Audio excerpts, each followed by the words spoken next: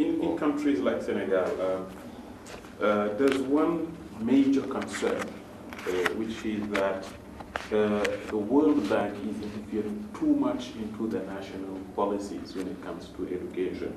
One, I don't know if it's a perception, you will confirm, or it's reality.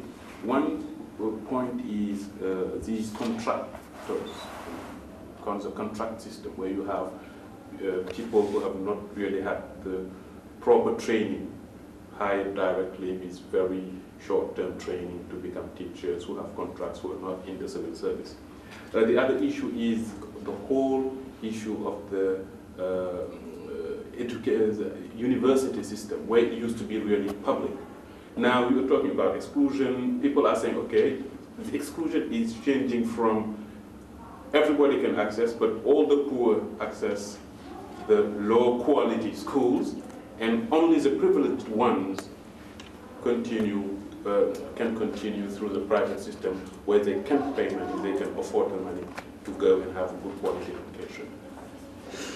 You know, what you just said would be totally contradictory of our mission. Our mission is a world free of poverty. So the World Bank's mission is a world free of poverty. So a lot of the times, the misinformation that people give concerning the intention of the World Bank, it can be very amazing. If the World Bank fails to be able to make access and opportunity for economic opportunity available to the poor, it has failed in its mission. So when you look at the issue of education and access to it, you talked about maybe interfering in national policy. No, that's not what we seek to do. I have my staff across the continent, and the last thing any of my staff would be doing is to be trying to drive the policy of nations, because you cannot. Nations are sovereign. They have to be in the driver's seat, otherwise the policy won't work.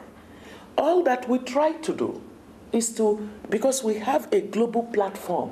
So for instance, you see Minister Taman, the president of the World Bank, writes to him and says, we would like you to come and share the experience of Singapore with our African partners.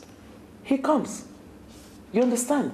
It's possible that if somebody else had invited him, he would say, I have better things to do with my time. Those are part of the kinds of benefits that the World Bank can bring to the continent, that we can bring these global experiences. But he also said that in Singapore, to make the system work, they have been very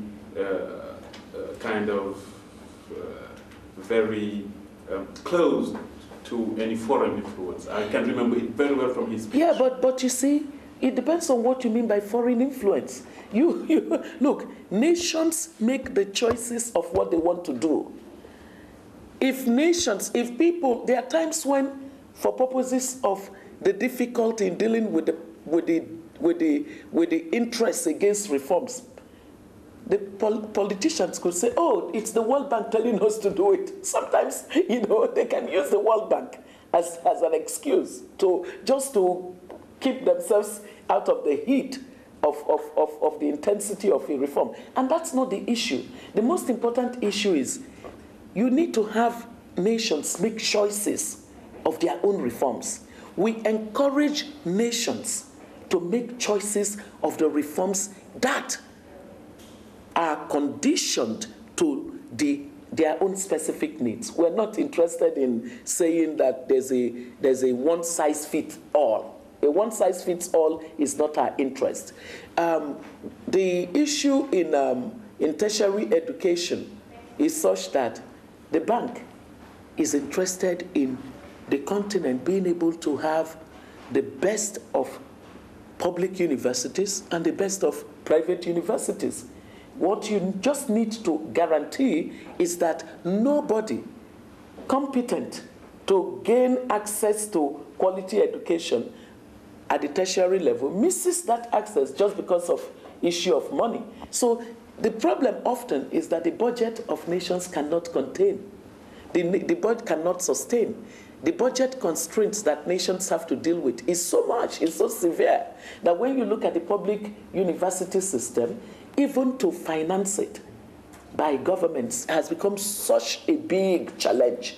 And so how do you get to a cost recovery level so that you can segment the different people that enter into the universities? And if you have what that meritocracy system is, it will not stop a poor person from passing, because the poor person who is intelligent will ace the exams to enter a university. Now, when they ace the exams to enter a university, the next thing would be, how do they finance it? Well, what you need is to ensure that you have a financing system, subvention to get the kind of scholarships that would enable them. But those of the citizens that can pay the true cost of getting an education must pay, because that's the way you can sustain it.